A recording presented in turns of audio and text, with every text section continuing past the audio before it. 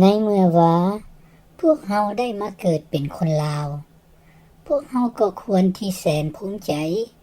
มีหน้าที่ในการหักและห่วงแหนปกปักรักษาชาติไว้ให้แก่อนุชนรุ่นหลังต่อๆไปชาติหนึ่งจะคงตัวอยู่ได้ก็ย้อนทุกๆคน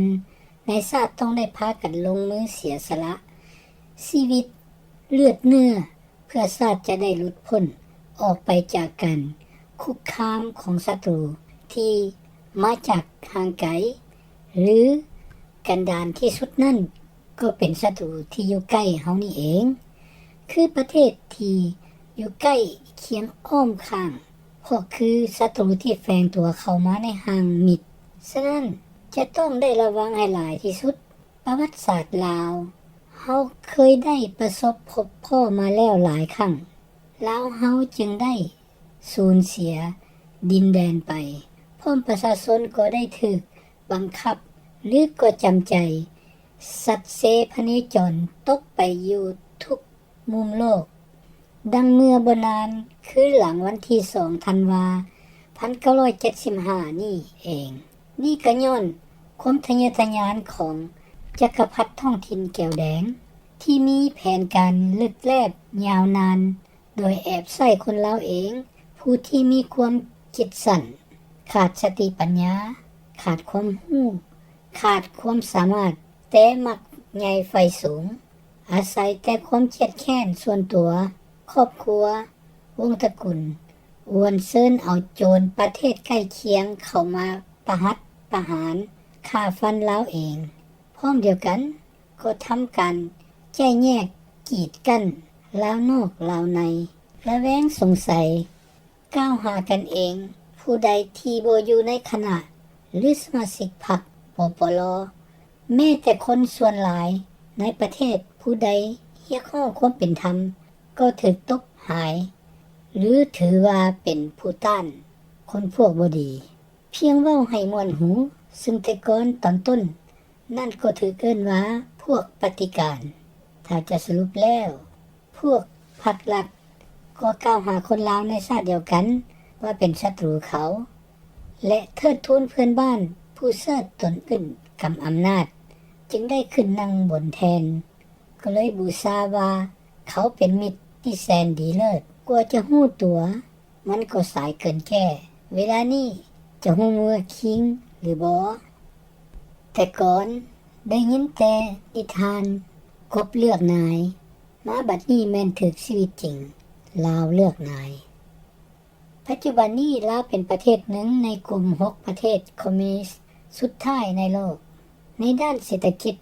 การค้าเปิดเสรีเพราะต้องการเงินแต่บ่มีการเปิดกว้างทางการเมืองมีการจำกัดหัดแคบอบคุมติดตามเข้มงวดทางด้านการแสดงออกแนวคิดแตกต่างถึงจะหวังดีก็ตามและข่าวสารถึกเกิดการปราบปรามพรรคปฏิวัติประชาชนลาวตกอยู่ภายใต้อำนาจพรรคคอมมิวนิสต์สากลซึ่งหัวหน้าตามลำดับรัสเซียเวียดนามและจีนการเซ็นสัญญามิตรภาพและการร่วมมือแบบพิเศษลาวเวียดครั้งวันที่18เดือน7 1977ระหว่างสปป.ลาวกับสป.เวียดนามมีกำหนดอายุปีการ25ปีแล้วต่อได้อีกในแต่ละครั้ง10ปีได้เอื้ออำนวยผลประโยชน์ให้แก่เวียดนามอย่างมหาศาลคือเปิดประตูเป็นทางการให้โจรเข้าเมืองให้แก้วเข้ามาแทรกแซงควบคุมกิจการภายในของประเทศอย่างถูกต้องแบบเปิดเผยต่อหน้าสายตาชาวโลกแต่ประชาชนคนลาวบ่ได้มีส่วนรู้เห็นนำเลยผู้นำลาวลูกน้องจักรพรรดิใหม่แก้วซึ่งส่วนหลายก็มีพ่อแม่เสื้อสายแก้วมาเกิดมาใหญ่อยู่ลาวพากันปฏิบัติการยึดของลาวมีหน้าที่ปฏิบัติแผนการกลืนกินชาติลาวของโฮจิมินห์คือสร้างเงื่อนไขให้สะดวกเพิ่มขึ้นในการยึดเอาลาวเป็นหัวเมืองขึ้นของแก้วอย่างบ่ต้องเสียลูกปืนอีก และลงทุนแม้แต่สตางค์แดงเดียวและลาวต้องใช้หนี้เลือดแก้วหลายหมื่นคนที่มาตายในระยะที่ทำการต่อสู้อยู่ลาวแต่ในความเป็นจริงแล้วก็แม่นแก้วเป็นผู้ได้รับผลประโยชน์อันใหญ่หลวงคือการท่อนโฮม2ประเทศใต้เหนือเป็นอันเดียวโดยใช้ดินลาวเป็นแป้นยันทั้งพันในอีกบ่นานก็จะได้ประเทศลาวอีกเติมความหังมีของนายทุนที่ยึดได้มาและจากการขายทรัพยากรชาติก็คือการขายชาติส่วนสั้นปกครองใหม่ส่วนใหญ่ก็เก็บรักษาไว้เพื่อตนเองหน้าที่จะตกเป็นสมบัติกองกลางของชาติก็เลยลงลืมคำมั่นสัญญาที่ไว้กับประชาชนว่าจะให้อยู่ดีกินดีเสมอภาคกันภายหลังการปลดปล่อยประเทศชาติจากจักรพรรดิเก่าและใหม่แล้วเพื่อมอบให้ประชาชนแต่ตรงกันข้ามพวกลาวแดงยกประเทศลาวให้โฮจิมินห์ต่างหากเอกราชอธิปไตยของประเทศลาวก็สูญเสียไปหมดแล้วนับแต่มือปล่อยให้ไกรสอนพรหมวิหารตอนที่เป็นนายกลงมือเซ็นมิตรภาพกับเขาพอเมื่อ20 ปีต่อมาสัญญาก็บ่ทันฮอดกำหนดก่อนลาวจะได้เข้าเป็นสมาชิกอาเซียนคำไต่ 4,000 ดอนก็เฝ้าลงลายเซ็นเพิ่มต่ออายุสัญญามิตรภาพลาวเวียดนี่ต่ออีกยันบ่ได้รับความดีความชอบจากเจ้านายแก้วผู้เหนือหัวเกี่ยวเองก็มีเลือดแก้วเช่นกันเฮาจึงเห็นได้ว่าผู้นำประเทศถึงจะมาใหญ่อยู่ลาวปากว่าเป็นคนลาวแต่บ่มีความรู้สึกบ่มีความรักชาติลาวจะถือว่าเป็นลาวแท้ได้อย่างไรพวกเขายังสืบต่อภารกิจโดยจะเห็นแต่ผลประโยชน์ส่วนตัวฉะนั้นการปกครอง44 ปีผ่านมาจึงเกิดมีการสราดบังหลวงขนาดใหญ่ปล้นทรัพย์สินประเทศเป็นหลักการใหญ่ของคนเหล่านี้เพราะเขาหวังทำลายความเป็นลาวล้างผ่านชาติลาวกฎหมายและอำนาจมีแต่บ่กล้าลงมือปฏิบัติมีความผิดแต่ก็บ่ถูกโทษส่วนหลายก็ถูกยกย่ายพัดเปลี่ยนบอนเปลี่ยนหน้าที่เท่านั้นเองเพราะหลักเกณฑ์ของพรรครัฐปฏิบัติกันแบบนี้คือปกป้องผู้ใหญ่ใส่โทษผู้น้อยเมื่อเป็นเช่นนี้แน่นอนผลกระทบก็ต้องตกไปถึงทั่วทุกแขนงทุกภาคส่วนทุกกลุ่มกอง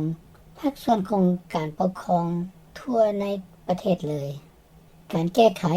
เรื่องการสราดบังหลวงของรัฐบาล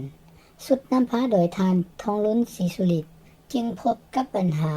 มีการล่าช้าจนมีเสียงสะท้อนตำหนิจากสสสผู้ตั้งหน้าประชาชนหลายทานที่แสดงความกล้าหาญออกมาเว้าความจริงสิ่งที่พวกเพิ่นได้ไปฮู้เห็นและรับเอาความห้องเฮียนจากประชาชนอยู่ในกองประชุม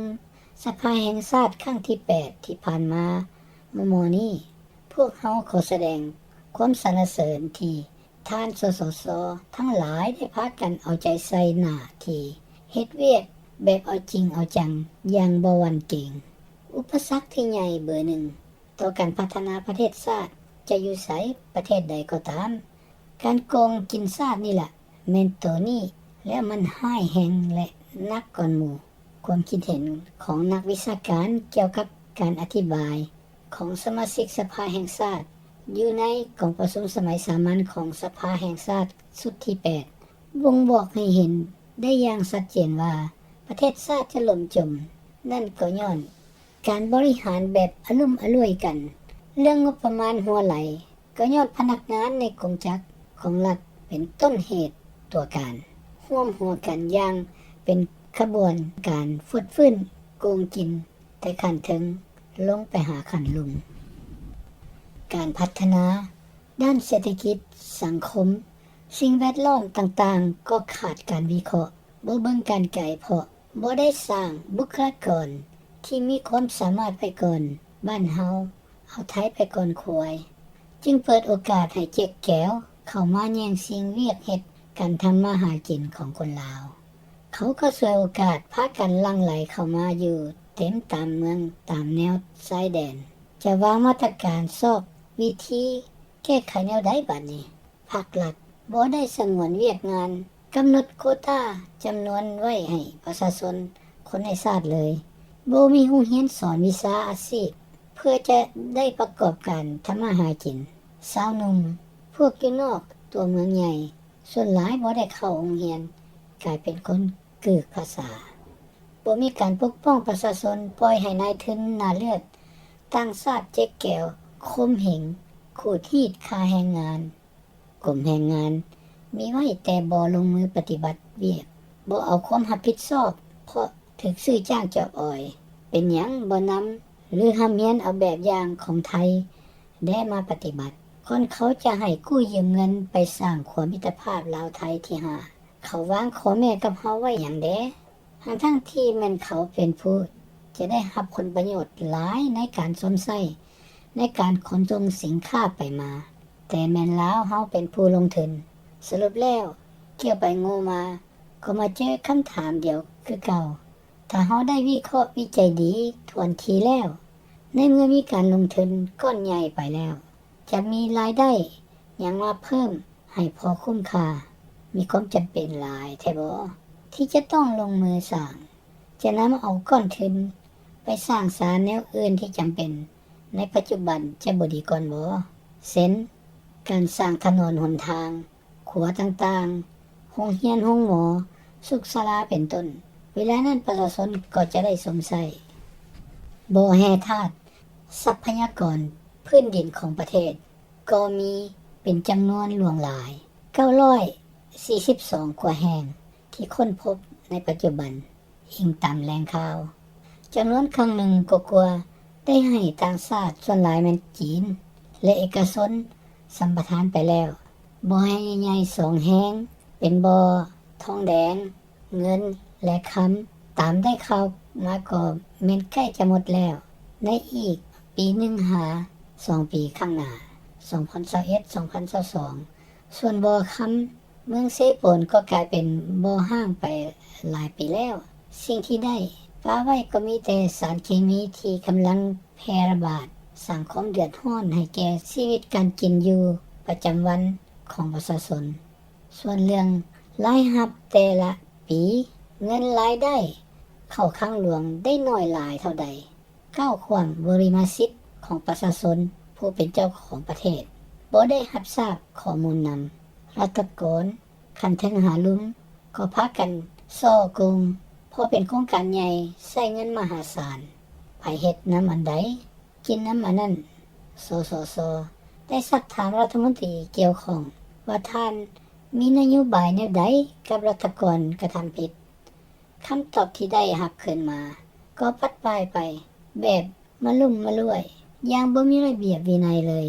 เป็นหัวหน้าที่บ่เอาความรับผิดชอบบ่มีการลงวินัยขาดความรู้พื้นฐานกินเตื้อย้อนบ่ได้ผ่านการอบรมบ่มีระดับการศึกษาดีมาก่อนจะเข้ารับตำแหน่งหน้าที่ซั่นบ่โครงการทางรถไฟจีนลาวคนลาวนอกจากต้องเสียที่ดินปลูกฝังไปแล้วเทียบกับค่าสดเสยบ่คุ้มค่าอีกทั้งเงินก็ยังบ่ได้ครบประชาชนลาวเฮาได้หยังเงินที่นำมาสร้างก็แม่นมาจากการกู้ยืมจะเสียคิดดอกให้เขาเป็นจำนวนมหาศาลถ้าเทียบใส่พลเมืองและรายรับประจำปีต่อ1หัวคนได้เอาหยังแดบ่แม่นเอาหมดประเทศบ่หรือสมบัติใดไปเป็นการค้ำประกันการกู้ยืมเงินนำจีนประชาชนบ่มีไผฮู้อุปกรณ์คนงานก็สร้างอาหารการกินที่พักอาศัยเขาก็เอามาพร้อมหมดเวียกงานก็มีแต่คนจีนทั้งหมดล้วนๆเลยลาวเฮาได้เวียกเฮ็ดงานทำนำจักคนก่อนโครงการนี้จะเกิดได้ออกข่าวชี้แจงให้ประชาชนรับทราบนำอยู่บ่คนลาวส่วนใหญ่เป็นชาวไร่ชาวนาคงจะบ่เข้าใจได้ด้วยตนเองดีพอเขาเจ้าจะมีโอกาสประกอบส่วนรับผลประโยชน์นี้ได้แนวใดถ้าหากขันรัฐบาลขันผู้ปกครองบ่คิดเพื่อเขาเจ้าพวกผู้นำในยุคเซ็นสัญญาสมสวัสดิ์ลิงสวัสดิ์ก็มีความภูมิใจอยู่เพียงแต่บ่นว่าได้เงินก้องตกมีทางรถไฟผ่านประเทศที่จะนำสินค้ามาขายอยู่ลาวถึก แล้วเราก็บ่ต้องเฮ็ดหยังหลายให้ลำบากมีแต่มานั่งรอท่าเก็บภาษีไว้ไปใช้หนี้เงินที่ยืมมาสร้างทางเงินเหลือของพวกภาษีโครงการอื่นๆของแผนกต่างๆก็มีความอ่อนแอแบบเดียวกันหมดต้องได้เอาใจใส่อย่างนักจากผู้นำที่มีคุณธรรมมีจรรยาธรรมมีนิสัยทัศน์เบิ่งกว้างเห็นไกลเส้นทางทองลุ้นศรีสุริตคำถามก็มีอยู่ว่าท่านจะมีอำนาจปฏิบัติภารกิจนี้ได้สำเร็จอีกต่อไปบ่คนอื่นที่มุดหน้าที่ไปแล้วแต่เขายังใช้อำนาจแข่งหรือแบ่งอำนาจกันอยู่กับท่านเขาคงจะบ่เห็นพร้อมแน่นอนถ้าหากประชาชนบ่ลุกบ่ตื่นขึ้นมาออกเสียงช่วยทานพวกเฮาที่มีสายเลือดลาวจะอยู่แห่งหนใดก็ยังรักชาติลาวเป็นห่วงนำชะตากรรมของเพื่อนร่วมชาติอยู่เสมอตลอดเวลาบ่มีอคติกับไผเอาความเป็นคนลาวฮักลาวมาเว้ากันความผิดน้อยผิดหลายบ่สำคัญที่ว่ามีความสำนึกได้หรือบ่ครั้งหนึ่งเคยได้ผิดพลาดอาจจะเฮ็ดให้เฮายับยั้งคิดก่อนจะเฮ็ดหยังลงไปในโอกาสหน้าในการเพ้อฝันนำลัทธิมาร์กซิสเลนินิสของโลกคอมมิวนิสต์นั้นเห็นว่ามีประเทศใดแดที่ไปถึงตามจุดหมายได้ตามที่ฮู้จักและพบเห็นมาบ่มีเลยได้เป็นที่สังเกตเห็นอีกว่าเศรษฐกิจของประเทศทั้งหลายเหล่านี้ยิ่งยากจนบ่ไปบ่มาเหมือนโลกเสรีเลยประชาชนลาวเฮาส่วนใหญ่เป็นผู้ให้พ่อนาบ่ทันได้มีโรงจักรโรงงานที่ใช้แห่งกรรมกรเฮ็ดเวียกเถื่อฉะนั้นปัญหาระหว่างนายทุนกับกรรมกรจึงบ่เกิดผู้นำลาวกระทำผิดต่อหลักของทฤษฎีคอมมิวนิสต์ดังท่านสสสกล่าวในกองประชุมสภาที่แล้วพอยึดเอาดินประชาชนแล้วนำไปถวายให้แก่นายทุนหน้าเลือดเจ๊กแก้วลัทธิมาร์กซิสจึงบ่เห็นสมควรที่จะนำมาใช้อยู่บ้านเฮาตามหลักทฤษฎีแล้วฉะนั้นจึงต้องแสดงความเห็นดีกับแนวคิดและกล้าเว้าความจริงของท่านดร.คำเผยปานมาลัยทองในคราวนั้น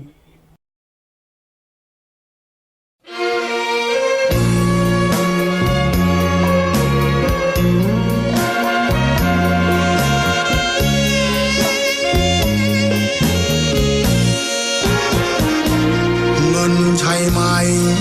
ทำให้คนจนคืนคมเงินใช่ไหมทำให้สังคมตกต่ำเงินใช่ไหมทำให้คนลืมศีลธรรมหน้าด้านหน้าดำเพราะเงินนี่หนอเงินใช่ไหมทำให้ใจคนโหดร้ายเงินใช่ไหมทำให้ลูกมันฆ่าพ่อเงินใช่ไหมทำให้เพื่อนฝูงแตกคอมีเงินมาล่อรูปหล่อยังแพ้ขอทานเงินจ้างผีให้โม้แป้งได้เงินเป็นนายของคนทั่วยานเงินมาพาหลุดความบริสุทธิ์แหลกรานทนทรมานกับคำท้าทายเงินใช่ไหมทำให้โลกเราสับสนคือเหตุผลทำคนให้มีช่องว่างบวชเป็นพระแล้วท่านไม่ยอมปล่อยวางปลูกต้นสตางค์ไว้บนแผ่นหลังญาติโยม